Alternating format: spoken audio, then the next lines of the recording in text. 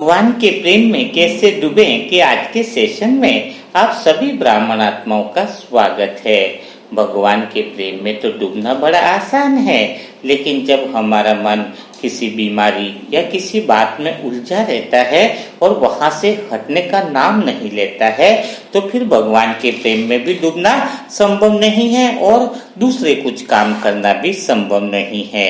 क्योंकि हमारा मन जिस दिशा में होगा या जहां पर एकाग्र हो जाएगा, तो वहां पर ही आत्मा की शक्ति बढ़ती रहती है, यानी आत्मा की शक्ति का व्यर्थ यूज होता है।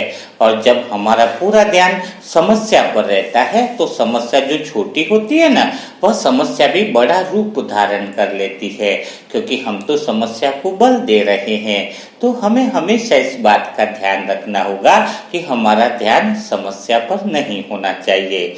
इस बात को समझने के लिए हम पहले एक छोटी सी कहानी से समझते हैं।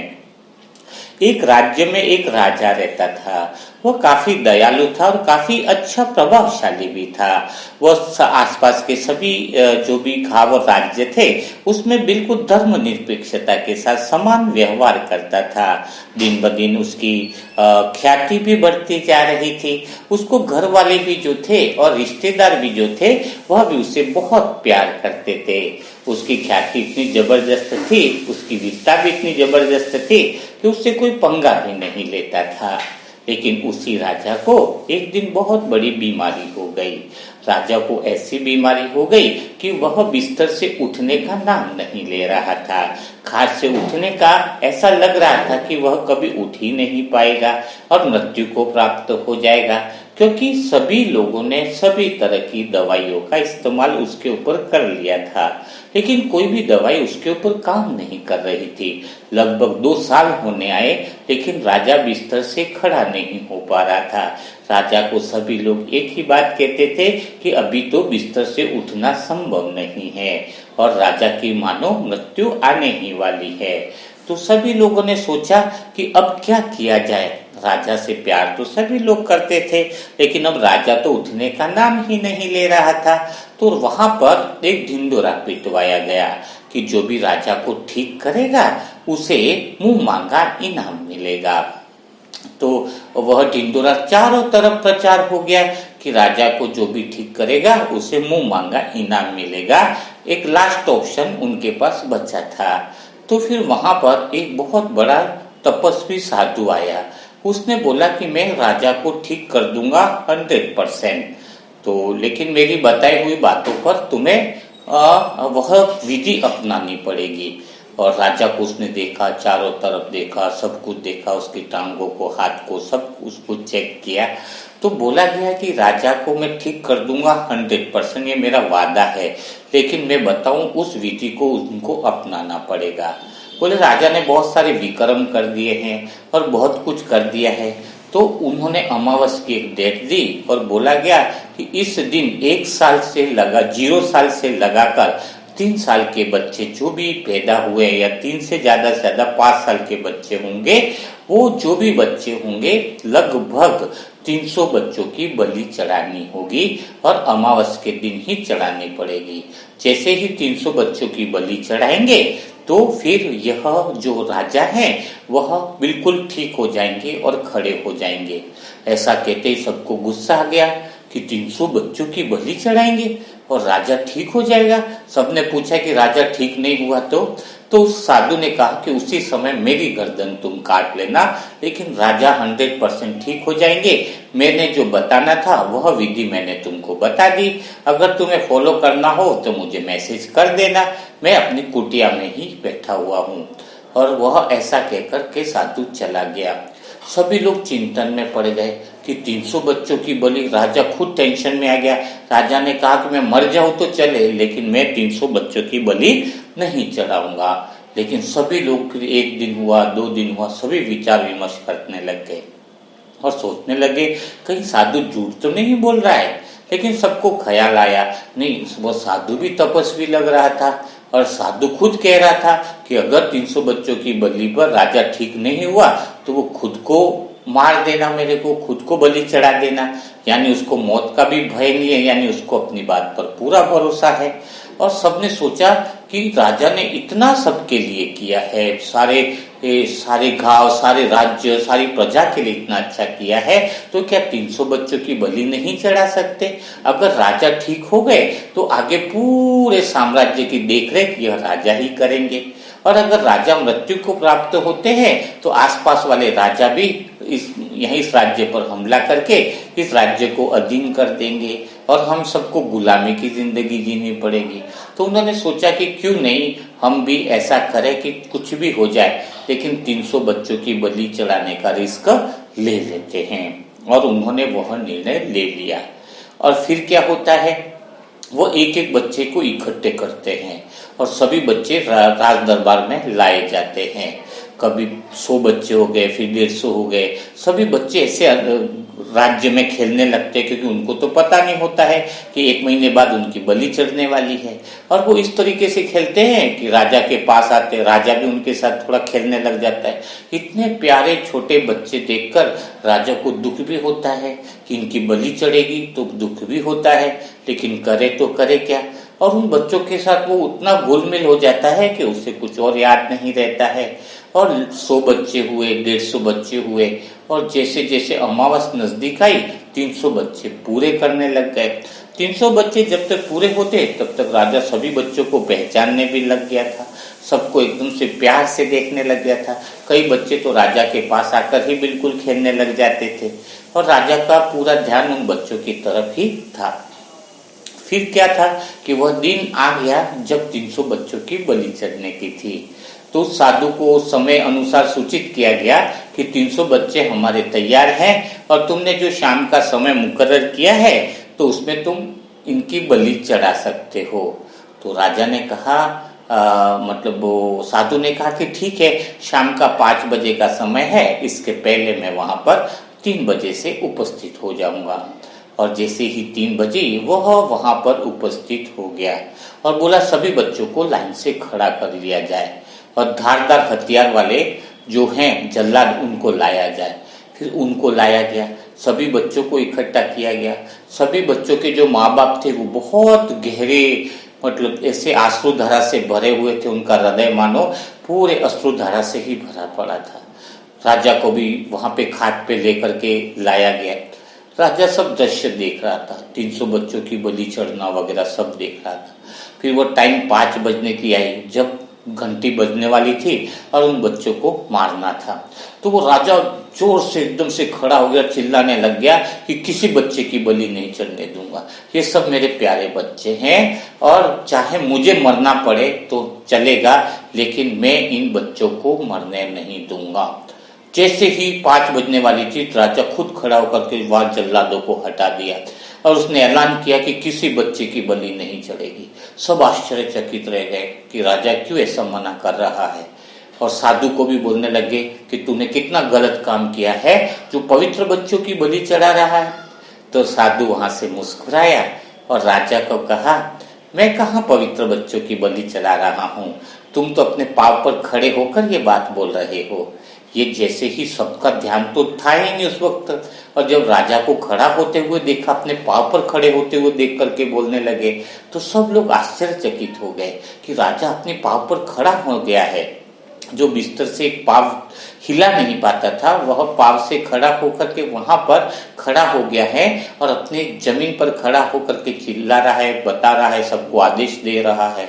यह सीन देख करके सबके दिलों में अचरज पैदा हुआ कि आखिर में ऐसा हुआ कैसे। सब लोग साधु से पूछने लगे कि ऐसा कैसे हुआ, हमने तो सारी दवाइयां दे दी, इतने साल से इतनी सब कुछ कर रहे, लेकिन राजा पर किसी दवाई का असर नहीं हो रहा है।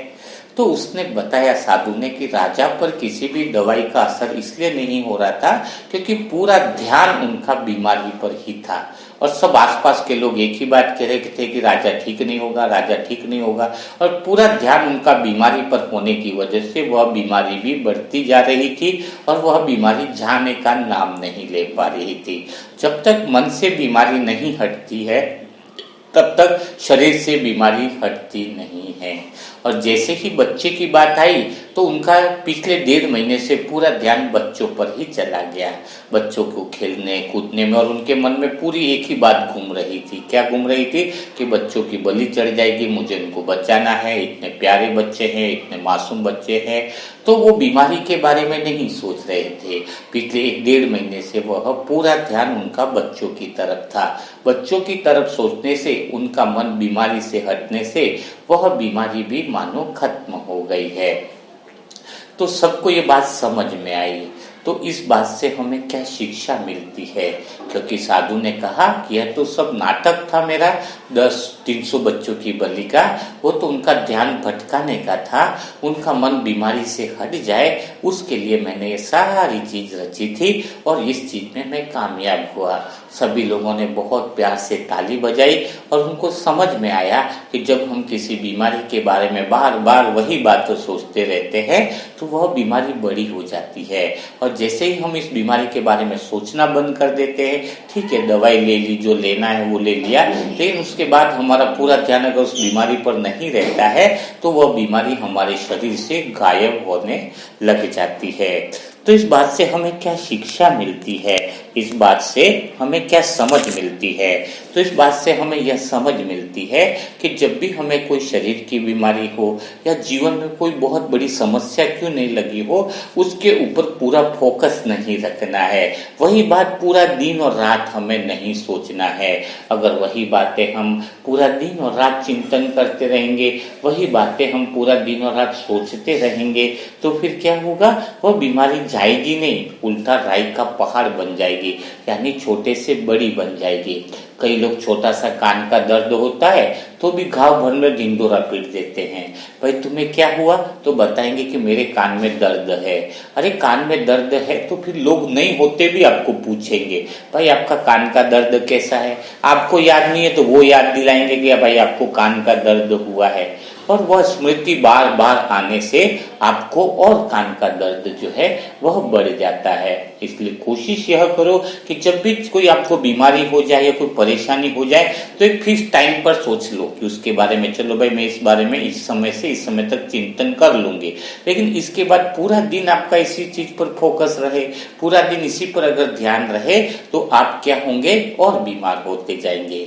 तो इस चीज से आपको बहुत बड़ी समझ मिली होगी कि आपका ध्यान वहां से आपको हटा देना है, हो सके तो अधिक से अधिक परमात्मा प्रेम में लगा लेना है, भगवान के प्रेम में डूब जाना है, या फिर और कोई भगवान की सेवा के कार्य में आप डूब जाओ, मुरली मंथन में बिजी हो जाओ। बहुत सारे आपके पास ऐसे ऑप्शन है जहां पर आप इस तरह से ध्यान हटाकर दूसरी जगह ध्यान लगा सकते हो। ये हमारे जीवन का भी प्रैक्टिकल अनुभव है कि जब हम उस बात को छोड़ देते हैं तो वो बात ऑटोमेटिक छोटी छोटी छोटी करके और छोटी होती जाती है और एक दिन समाप्त हो जाती है ना। तो इस बात से हमें आज की कहानी से हमें ये बहुत बड़ी शिक्षा मिलती है और आज की कहानी हमें बहुत बड़ा संदेश देती है, इसको हमें फॉलो करना है। तो परिवार की दुआओं के सेशन 8 अगस्त तक देखो बहुत ज्यादा लंबी बुकिंग आ रही है क्योंकि बहुत लोगों को फायदा हो रहा है, और आगे आप लोग भी चाहते हैं तो जल्दी करवा दीजिएगा, नहीं तो सेशन में क्या है बुकिंग काफी जल्दी एडवांस चल रही है। अभी भी जो परिवार की दुआओं के लिए जो बुकिंग करेंगे उनका 9 अगस्त के बाद ही होगा, क्योंकि 8 अगस्त 9 अगस्त तक तो लगभग बुकिंग आ चुकी है, क्योंकि इतना अच्छा प्लेटफॉर्म मिला है, इतना अच्छा मौका मिला है जिसमें परिवार के लिए हम ब्लेसिंग करा सकते हैं, पवित्र आत्माओं की दुआएं मिल रही है। तो ऐसा भला मौका कौन छोड़ेगा? क्योंकि दुनिया में धन तो मिल जाता है लेकिन दुआएं कहीं नहीं मिलती है। धन तो करोड़ रुपया भी मिल जाएगा और धन से तो संभव जो काम होते हैं वही संभव हो सकते हैं, लेकिन दुआओं से तो असंभव काम भी संभव हो जाते हैं। और भगवान की दुआएं मिल रही हैं और इतनी पवित्र आत्माओं की दुआओं का संग्रह हो रहा है, तो वो सारी आत्माएं और सारे परिवार कितने भाग्यशाली हैं। तो आज इसी क्रम में हम देंगे अंतिमा बहन को और उनके परिवार को बहुत सारी ढेर सारी शुभकामनाएं देंगे। अंतिमा बहन जो शुरुआत से बहुत ज्यादा एक्टिव है मनसा सेवा ग्रुप में। हर एक वीडियो पे उसने कमेंट्स किए हैं, हर एक वीडियो पर उन्होंने दुआएं दी है, कोई भी वीडियो पे दुआएं देना बंद नहीं किया है। तो जो आत्मा सबको दुआएं दी है, जिस आत्मा ने, क्या हम आत्माओं का फर्ज नहीं बनता है कि हम ऐसी आत्माओं को दुआ दें जिसने सभी आत्माओं को दुआ दी है, किसी आत्मा को कम नहीं छोड़ा है।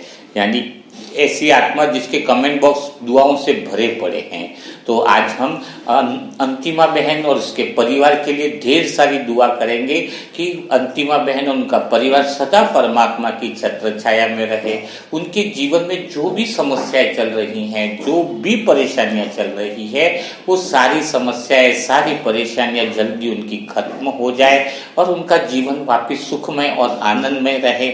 उनकी सारी जो भी शुद्ध मनोकामनाएं हो, उनकी है, उनके भाई की है या उनके पिताजी हैं, तो उनकी जिनके भी शुद्ध मनोकामना है वो सारी शुद्ध मनोकामनाएं पूरी हो। उनके जीवन में धन आने का मार्ग भी खुले, तो साथ में शरीर भी सबका स्वस्थ रहे और सदा उन पर शिव बाबा की ऐसी छत्र छाया बनी रहे कि सारे विघ्नों से, सभी आत्माओं से दूर रखे और इन आत्माओं के बीच में इतना प्रेम बढ़े, इतना प्रेम बढ़े कि मानो घर स्वर्ग बन जाए। ऐसे बहुत सारे शुद्ध संकल्प है जो आप अंतिमा बहन के लिए कर सकते हो। तो बिना देरी किए हमें अंतिमा बहन को श्रेष्ठ शुभ संकल्प के साथ ढेर सारी दुआएं देनी है। और जो नई आत्मा है वो ग्रुप से जुड़ सकती है। उनके लिए व्हाट्सएप नंबर है 7202921969।